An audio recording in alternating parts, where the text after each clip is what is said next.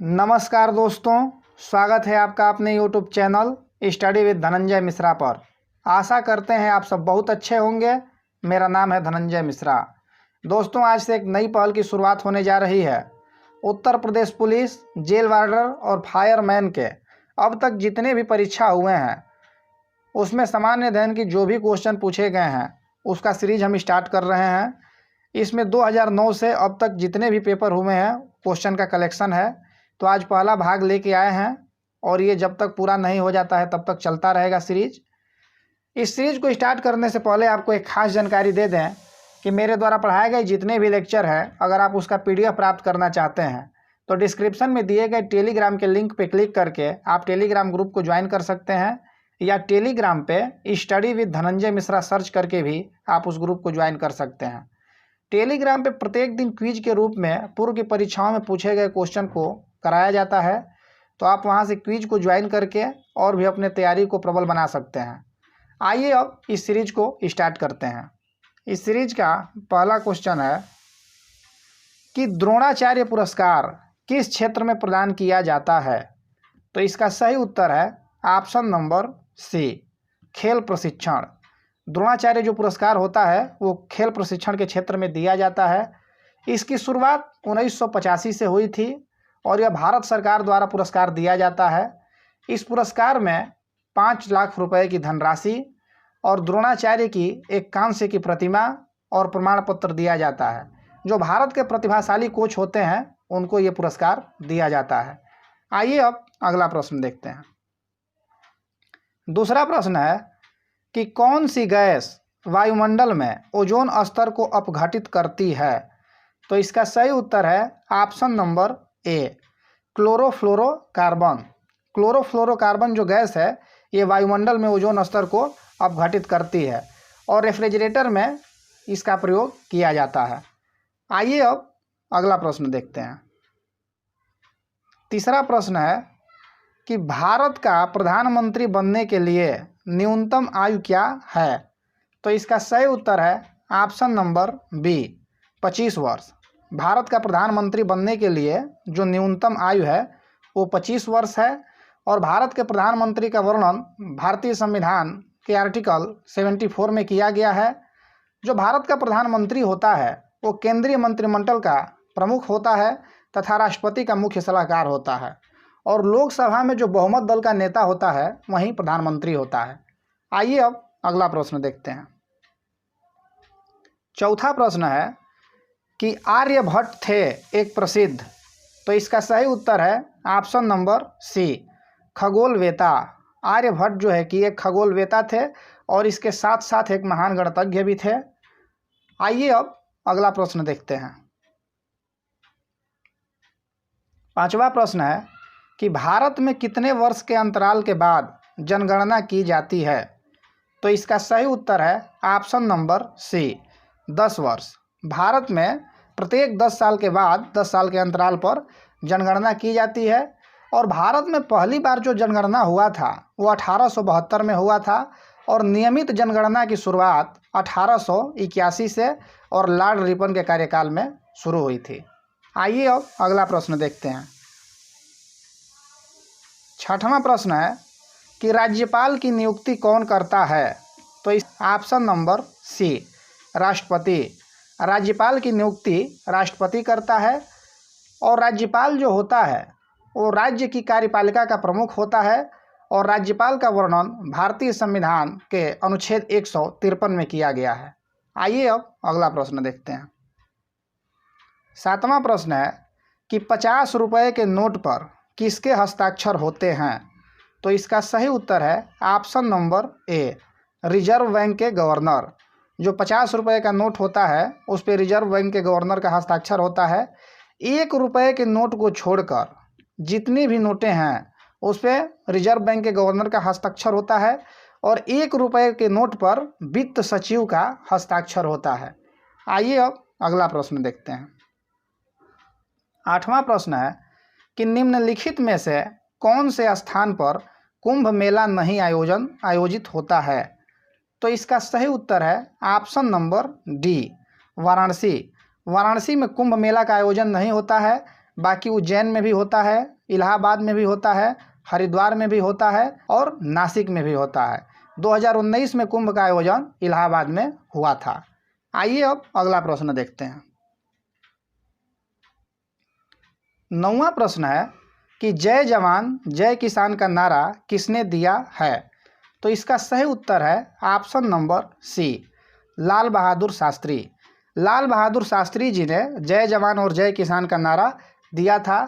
जब 1965 के भारत पाक युद्ध के समय हुआ था, जब भारत पाक युद्ध 1965 में, तो उस समय देश की भावना को एकताबद्ध करने के लिए और भावनात्मक एकता को स्थापित करने के लिए लाल बहादुर शास्त्री जी ने जय जवान और जय किसान का नारा दिया था। आइए अब अगला प्रश्न देखते हैं। 10वां प्रश्न है कि वायुमंडल में ऑक्सीजन की मात्रा कितनी होती है? तो इसका सही उत्तर है ऑप्शन नंबर बी, 21%। वायुमंडल में जो ऑक्सीजन की मात्रा है वो 21% है। बाकी अगर देख लिया जाए कि वायुमंडल में कौन कौन सी गैसें कितने परसेंटेज में है, तो नाइट्रोजन जो होता है, वायुमंडल में नाइट्रोजन का प्रतिशत मात्रा 78% है, ऑक्सीजन का 21% है, आर्गन का 0.93% है और जो कार्बन डाइऑक्साइड है उसका 0.03% है। आइए अब अगला प्रश्न देखते हैं। 11वां प्रश्न है कि गैस एजेंसियों द्वारा सिलेंडरों में भरकर दी जाने वाली कुकिंग गैस है? तो इसका सही उत्तर है ऑप्शन नंबर ए, द्रव। जो कुकिंग गैस होती है वो द्रवित अवस्था में होती है, जो एलपीजी होता है। एलपीजी का फुल फॉर्म होता है लिक्विफाइड पेट्रोलियम गैस, मतलब द्रवित पेट्रोलियम गैस कहा जाता है। और जो एलपीजी के मुख्य घटक होते हैं वो प्रोपेन और ब्यूटेन होते हैं और एलपीजी हाइड्रोकार्बन गैस का मिश्रण होता है। आइए अब अगला प्रश्न देखते हैं। 12वां प्रश्न है कि विटामिन बी की कमी से बीमारी होती है? तो इसका सही उत्तर है option number C, berry berry. Berry berry जो बीमारी है वो विटामिन बी की कमी से होती है। बाकी सूखा रोग विटामिन डी के कमी से होता है, इसको रिकेट्स भी कहा जाता है सूखा रोग को। रतौंधी आपकी विटामिन ए की कमी से होती है। आइए अब अगला प्रश्न देखते हैं। 13वां प्रश्न है कि बहुचर्चित पुस्तक सैटेनिक वर्सेज के लेखक हैं? तो इसका सही उत्तर है option number A, Salman Rushdie. जो सलमान रुश्दी हैं ये बहुचर्चित पुस्तक सैटेनिक वर्सेज के लेखक हैं और ये 1988 में इस पुस्तक का प्रकाशन हुआ था और यह पुस्तक बहुत ही विवादित रही थी। ये सलमान रुश्दी का चौथा उपन्यास था और ये बहुत ही विवादित पुस्तक रही थी। विवाद का इसका मुख्य कारण था कि इस्लाम के जो पैगंबर मोहम्मद थे उन्हीं के जीवन से ये प्रेरित थे। आइए अब अगला प्रश्न देखते हैं। 14वां प्रश्न है कि रेफ्रिजरेटर में कौन सा गैस द्रव का प्रयोग किया जाता है? तो इसका सही उत्तर है option number A, ammonia. Ammonia gas का प्रयोग आपके रेफ्रिजरेटर में किया जाता है। आइए अब अगला प्रश्न देखते हैं। 15वां प्रश्न है कि निम्नलिखित में से कौन सी भाषा उत्तर प्रदेश की दूसरी राज्य भाषा है? तो इसका सही उत्तर है option number C, Urdu. Urdu जो भाषा है वो उत्तर प्रदेश की दूसरी राजभाषा है और उर्दू को 1989 में दूसरी राजभाषा के रूप में उत्तर प्रदेश का अपनाया गया था और 1947 से हिंदी उत्तर प्रदेश की प्रथम राजभाषा है और दूसरी राजभाषा आपकी उर्दू है, जिसे 1989 से मिली। आइए अब अगला प्रश्न देखते हैं। 16वां प्रश्न है कि साइना नेहवाल का नाम किस खेल से जुड़ा है? तो इसका सही उत्तर है option number C, badminton. Saina Nehwal का जो नाम जुड़ा है वो बैडमिंटन से जुड़ा है। आइए अब अगला प्रश्न देखते हैं।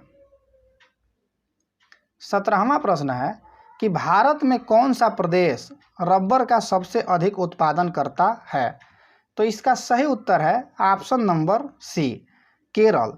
केरल जो राज्य है वो भारत में सबसे अधिक रबर का उत्पादन करता है।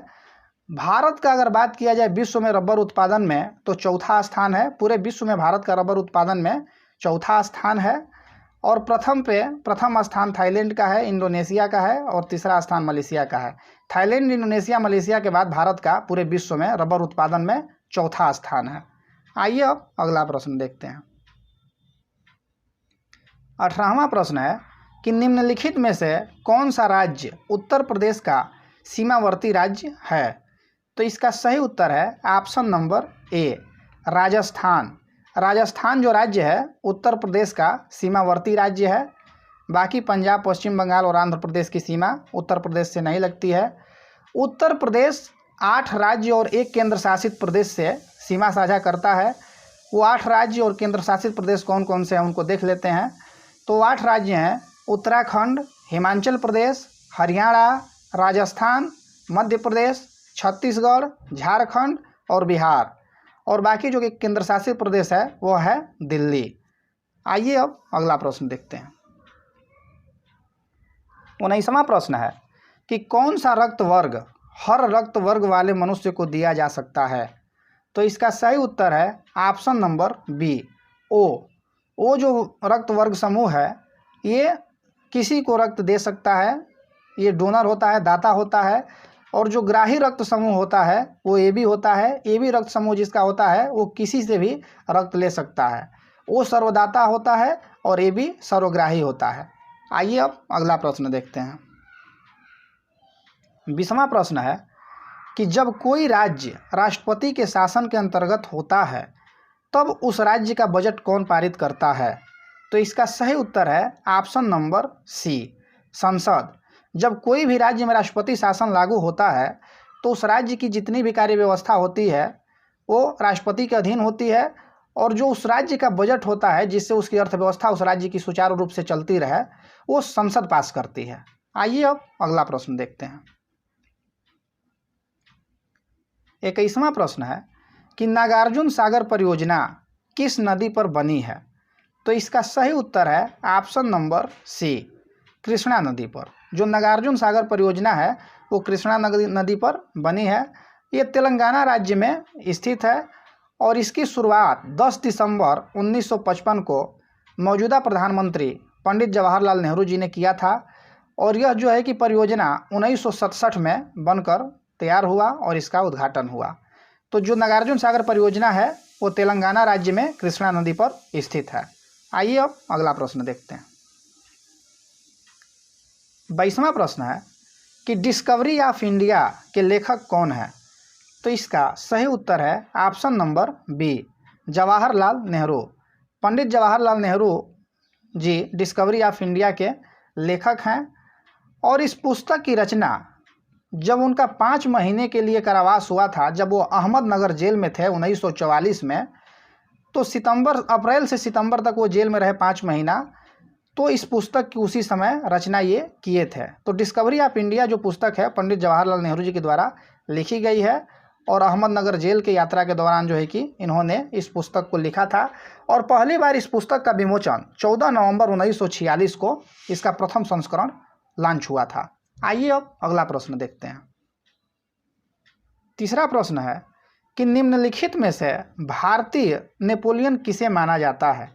तो इसका सही उत्तर है ऑप्शन नंबर बी, समुद्रगुप्त को। समुद्रगुप्त को भारत का नेपोलियन कहा जाता है। आइए अब अगला प्रश्न देखते हैं। 24वां प्रश्न है कि स्वतंत्रता संग्राम में गांधी जी ने कई बार अनशन किए थे।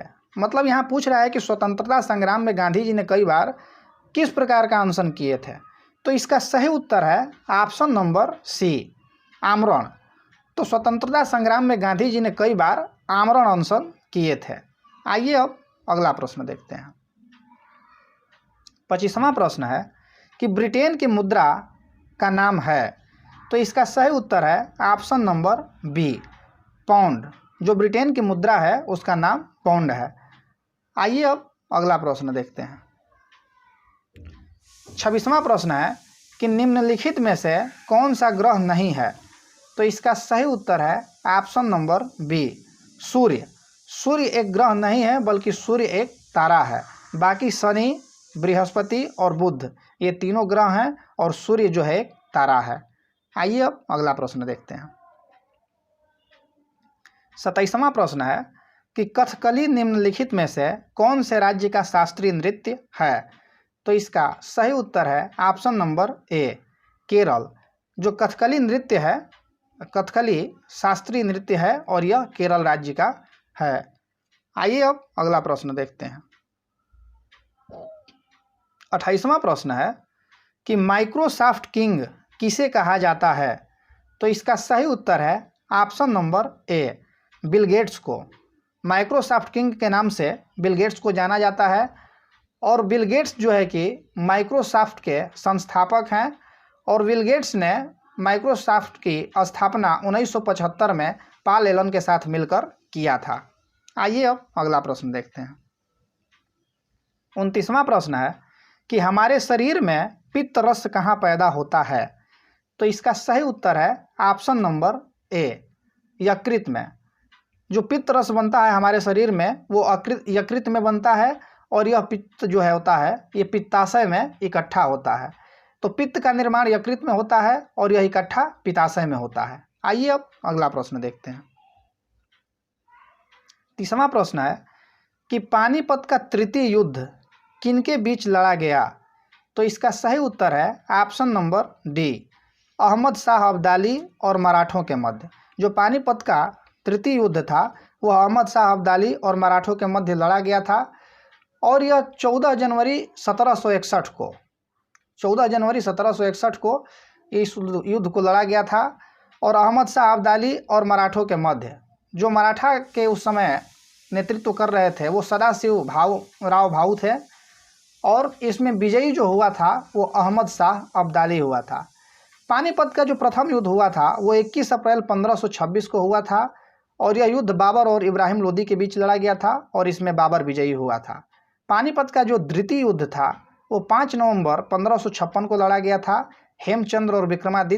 हेमचंद्र विक्रमादित्य और अकबर के बीच और इसमें अकबर विजयी हुआ था। आइए अब अगला प्रश्न देखते हैं। 31वां प्रश्न है कि यदि पृथ्वी का अक्ष झुका हुआ नहीं होता तो सूर्य की किरणें केवल लंबवत पड़ती। तो इसका सही उत्तर है ऑप्शन नंबर डी, भूमध्य रेखा पर। अगर पृथ्वी का अक्ष झुका नहीं होता तो जो सूर्य की किरणें हैं वो भूमध्य रेखा पर लंबवत पड़ती। आइए अब अगला प्रश्न देखते हैं। 32वां प्रश्न है कि लाल रक्त कणिका जिसको आरबीसी कहा जाता है शरीर के किस अंग में बनता है? तो इसका सही उत्तर है ऑप्शन नंबर ए, अस्थिमज्जा में। आरबीसी का निर्माण अस्थिमज्जा में होता है और यह यकृत और प्लीहा में नष्ट हो जाता है और आरबीसी का जो जीवन काल होता है वो 20 से 120 दिन तक होता है। तो आरबीसी का निर्माण आपका अस्थिमज्जा में होता है और यह यकृत और प्लीहा में नष्ट हो जाता है और आरबीसी का जीवन काल 20 से 120 दिन होता है। आइए अब अगला प्रश्न देखते हैं। ये अगला प्रश्न और इस सीरीज का अंतिम प्रश्न है, श्वेतांबर और दिगंबर किस धर्म के हैं? तो इसका सही उत्तर है ऑप्शन नंबर बी, जैन मत। श्वेतांबर और दिगंबर जो हैं वो जैन मत या जैन धर्म कह सकते हैं, तो जैन धर्म से संबंधित हैं।